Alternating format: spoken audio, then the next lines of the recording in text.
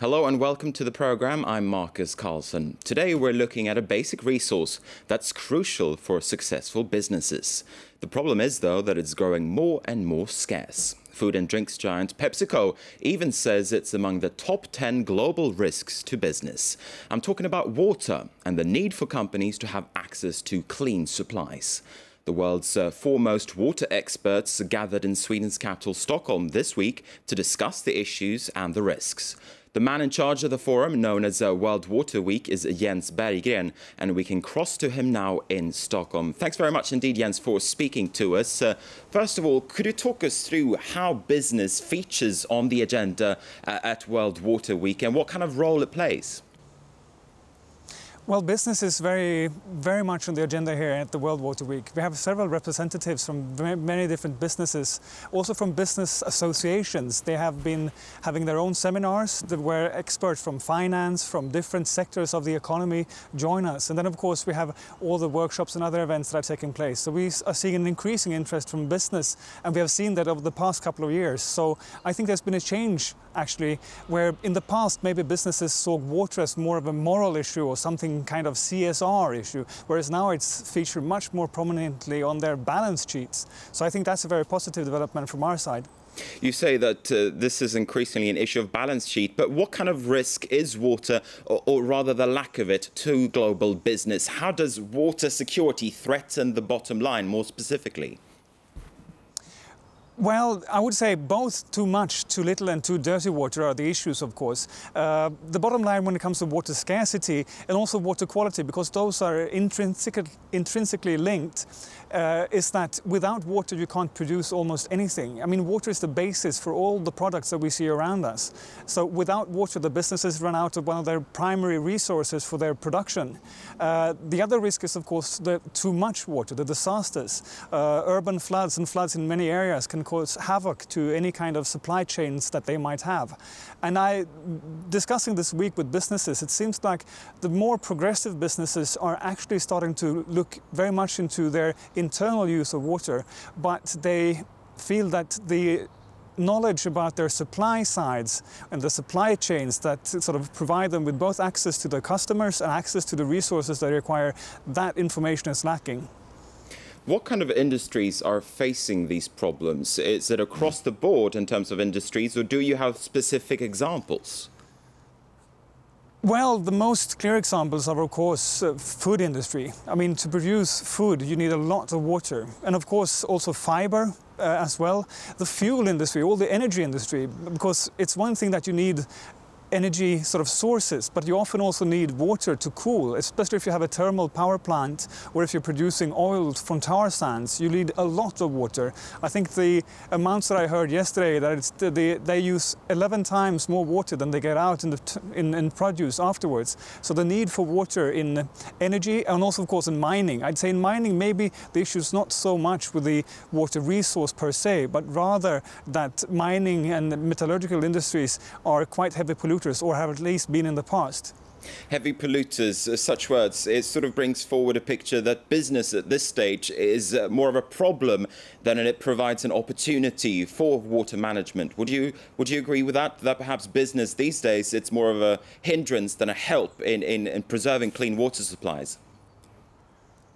No, I would not say that. I think that the business, at least the ones that we have here at the World Water Week, are very much encouraged by sort of being here. And they are, of course, the people that are most interested in this issue. And they form a kind of an avant-garde of the business sector. But we can see that from the studies that have been made, around 40% of world businesses that have been surveyed say that water is one of their primary threats to their operations. And some, I think, up to 40% of them as well have sort of had problems with their water supply, and then which has caused very bad problems for their production. So I would say that I guess it's not so that it's a problem, that it's the business that are creating the water problem. Business are exposed to nature, as are we all. And of course, business processes and business actions can cause huge problems.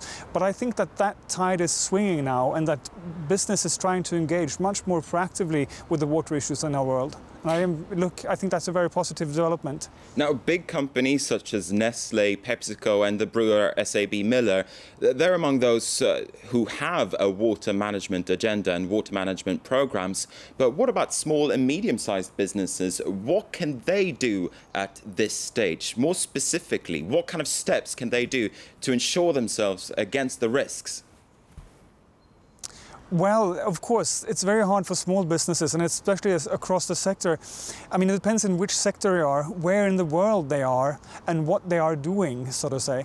So if it's in terms of the supply side, of course, insurance companies are also getting sort of their attention to the water risks are increasing, because as insurers, they need to sort of price the risks that their customers are taking in order to gain a profit for themselves. So the insurance industry are also looking very much into the issue of water risks, both when it comes to scarcity and when it comes to floods. But I think from that point of view, I'd guess that the best thing for a small and medium price entity would be to sort of look into there and look at the world through a water lens. I think that's one of the lessons that we've heard today, that to look at their production not as sort of a balance sheet between incomes and deliverables, so to say, but also to look at it from a water perspective. I think that's the best reply I can give to your question. Now, I saw a figure somewhere that around $700 billion are needed to invest in water management in the next few decades, in the next few years, in the OECD countries, plus a few developing countries. But who should pay the bill? Is it governments? Is it businesses? Yeah, as I say, who should pay the bill? I think we all need to pay that bill. I don't think we can push that bill to anybody in particular. I don't think that governments, especially now in these dire economic times, will have the money to do that. Businesses, of course, are also quite sort of short on money. And in the future, if we don't make these investments, they will be short on water. I've also heard even higher figures than that. I've heard figures up to $4 or $5 trillion. But I think we have to share the burden. We're all sharing the benefits of water through the products that we receive from the economy. And I also think in that we need to share the burden, and how different countries do to allocate this burden between different users, if it's on the consumers, if it's on the taxpayers or the businesses themselves. I think that has to be figured out in every individual case, and I wouldn't sort of dare to give a recipe for all. I mean, one thing that is clear is that there is no one solution to our water problems, but to every problem that we have, there are several solutions. And I think that's one of the optimistic messages that are coming out from this week, that we do have the knowledge, we do have the capacity. What is needed now is the will and the insight to do the right thing. But do you think there is that will at the end of the day? I suppose that's the key question among businesses. And is there awareness enough within the business community that this is indeed an issue, that this is indeed a problem? I would say so. Of course, the small part of the businesses that are participating in this week are the ones who are interested. But what they have been telling me during this week, of course, is that the gains that they're making, the opportunities that they are seeing are quite fantastic. I mean, there are figures that with every dollar that you invest in, for example, water supply and sanitation, society can get up to $30 back. So that's actually, in a sense, money back on Monday. And hearing those kind of figures, of course, any business would be foolish not to take the opportunity to use the synergies that are inherent in the water cycle, so to say. And also I mean, it's coming up very clearly that water is so closely linked to so many other parts of the business. We have the energy sector, we have the food sector. So the food, energy, water nexus, which is being explored quite extensively here at the week, have so many synergies that I've been hearing people saying there are $100 bills lying all over the place just waiting to be picked up. And if businesses are seeing that, of course, other businesses are sure to follow in that track, to trying to pick up some of the remaining $100 bills that might be lying there on the floor. Let me just pick you up on something that you said there, that for every dollar invested in water management, 30 comes back to society. That's something that chief executives will probably pick up on too. Those $30 back to society, that doesn't necessarily mean more money on CEOs' balance sheets. And that's what they're going to be looking at the end of the day, isn't it? Absolutely, but I would also say that every business operates within society, and you cannot have an effective business if society is not functioning properly. And I think that figure comes mainly from the health benefits that can be derived from people getting access to adequate sanitation and to safe water. And from a business perspective, if your customers or if your employees are getting sick or spending time in the house taking care of people who are sick, you are not especially good at your business, I would say, or you at least don't have have the resources that you need to engage in that business. But so, well, they might... Sorry for interrupting you there. What you're talking about there, that's a long-term problem, or a lot of them are long-term problems. Some of them are of course, are short-term. CEOs these days, they often look at the next quarter, the next half year, the next year. As I say, they want to see money on their balance sheets now. Isn't that an issue here as well?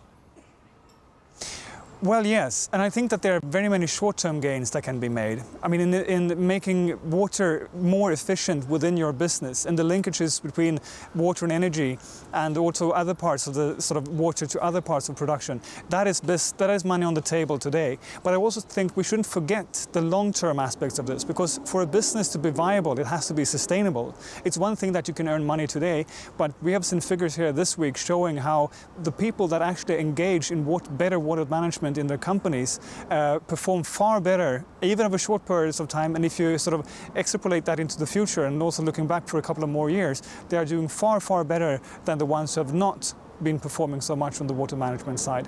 So, of course, I mean, if you want money on the table today, there are lots of measures that could be taken directly now, but also looking into the future, the gains by sort of investing in water are far. And in addition to investing in water, I would say it's also very important how we invest water in society, to what we use water for. So, I mean, as everything that we do, I think there was the Adam Smith, sort of the father of capitalism, who say nothing is more useful than water. And that is very true, because we use water for everything.